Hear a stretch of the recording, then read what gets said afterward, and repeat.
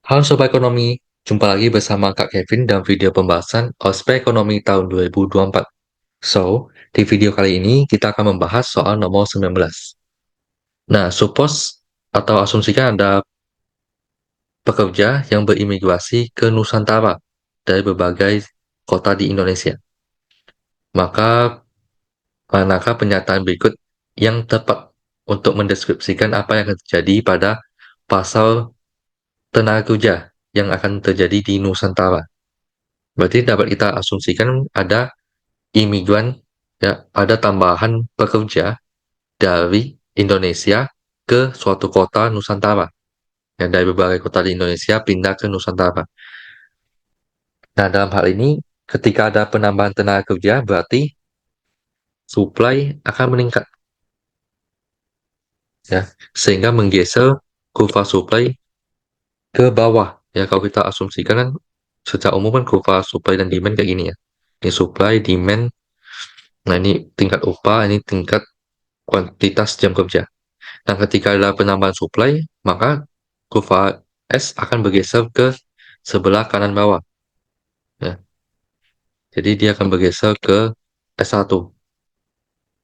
Kemudian, ketika ada peningkatan supply, otomatis kita lihat upah keseimbangan yang mula-mula di sini, W1, itu akan bergerak ke bawah, yaitu menjadi W2. Sehingga terjadi penurunan upah. Jadi dari segi kuantitas, yang mula-mula Q1 akan bergeser menjadi Q2. Berarti dari segi kuantitas bertambah, sedangkan dari segi upah itu akan mengalami penurunan. Ya. Dan akibatnya keseimbangan yang mula-mula di E1 akan bergeser ke bawah menjadi E2. Berarti dapat kita katakan bahwa ketika ada penambahan tenaga kerja, itu akan menyebabkan upah keseimbangan akan menurun, sedangkan kuantitas keseimbangan akan meningkat.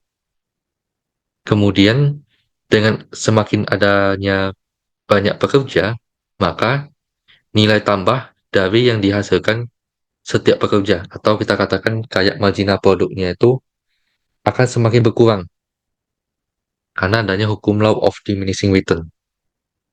Ya. Jadi dengan adanya hukum law of diminishing return,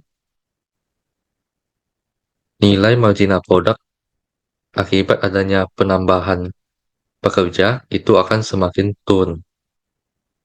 Berarti jawaban tepat untuk soal nomor 19 ini adalah yang D, yaitu equilibrium wage would decrease, yang upah keseimbangan turun, quantity of labor would increase, kuantitas keseimbangan yang meningkat, kemudian dari segi marginal product itu akan menjadi semakin kecil karena adanya law of diminishing return.